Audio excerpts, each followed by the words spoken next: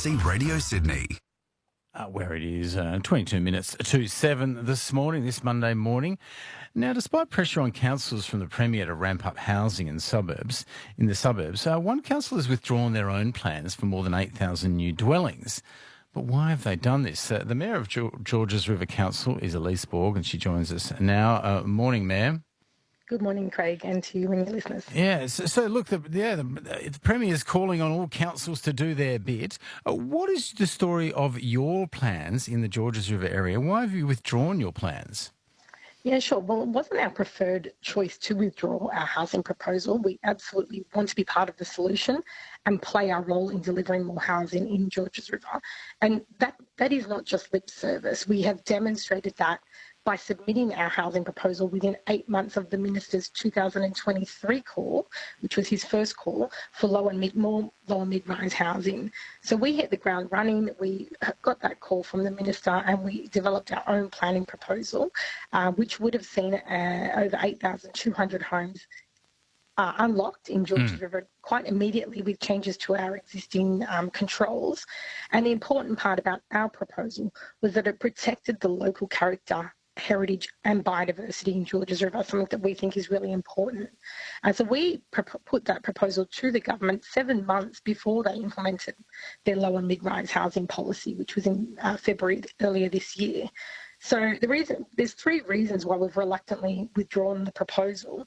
First of all, our request to the government was that our proposal be implemented in lieu of the low and mid-rise housing policy. The state government have now twice rejected that request. So they were proposing, I think, 11,000 homes in the Georges River area. So your plan was 8,200, was slightly under what they were wanting? Slightly under, but at the same time, we are developing master plans in some of our main centres like Cogra, Riverwood and Beverly Hills, which would have unlocked further housing capacity in Georges River. So we were proactive and we genuinely led with good intent to be part of the housing solution with this proposal.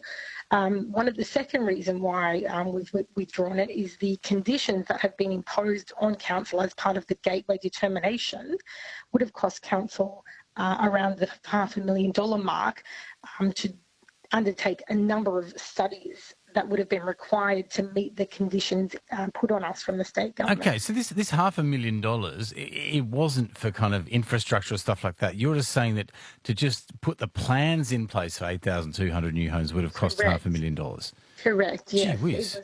Yes, so consultancy fees and things like that to do studies to justify our planning proposal. Isn't it weird? Because the whole, the Premier's in the paper today saying, all of our problems are stemming from the housing crisis. We need to be building houses quicker. Isn't that going to slow it down to have these requirements on the council?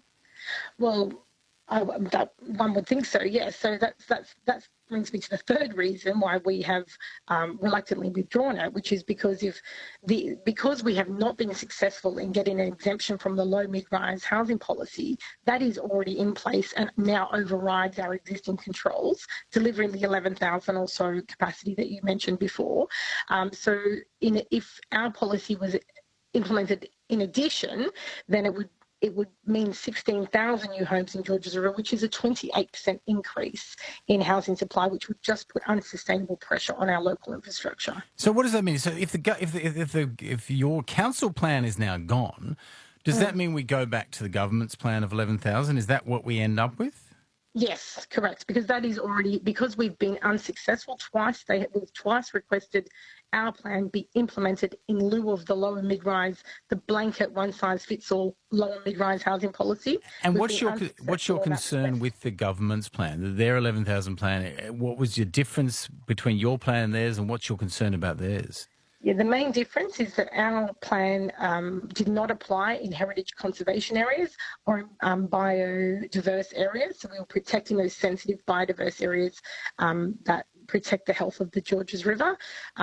We have people who live in our heritage. We have 3 heritage conservation areas.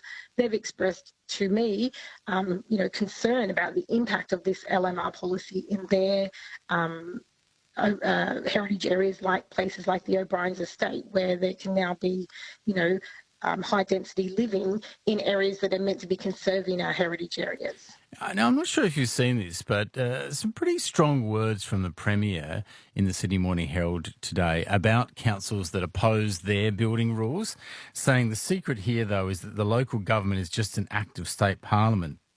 We effectively have eminent domain over their decisions, and they can be a pain. Yeah, they can, but we've been rolling over the top of them for the last 2 years, and now we're about to formalise it with a bill. What's your response to that kind of strong language? It's kind of saying, hey, look, if council's getting our way, you're part of our parliament. You're an act of parliament. Yeah, and I acknowledge that. What I would say is that at Georges River, we want to build communities and not just housing. So we know a thriving community needs open space. It needs greenery, village feel in our shopping centres, good traffic flow, accessible parking and public amenities. And that's what we're trying to deliver and protect for residents of Georges River whilst doing our part to increase capacity for housing in this area. All right. So you're going to try and come up with a new approach from your perspective, or you're just going to go with the government approach now? Well, we've had two cracks at getting our approach across the line, and the first one was knocked back, and this one's been knocked back with conditions costing us $500,000, which we believe is a massive double standard, considering none of these requirements were imposed on the state government before implementing the LMR policy. In the context of building 8,200 homes, though, spending $500,000 in the council on figuring out that it's the right approach doesn't seem too much. Are you giving up on your own plan too easily, just to say, well, we can't spend this money?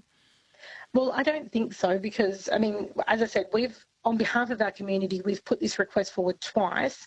If we continue to pursue it, the government has made clear they're not going to turn off the low and mid-rise housing policy in Georges River. So it's literally just us applying additional housing on top of what the LMR already delivers. As I said, it would be a 28% increase of housing in Georges River, which we believe puts unsustainable pressure on our local infrastructure. All right. Thanks for speaking to us this morning, Mayor. Appreciate it. Thank you, Craig. Elise Borg there, the Mayor of the Georges River Council area. Yeah, if you're in the area, what are your concerns? Let us know. 1300 222 702.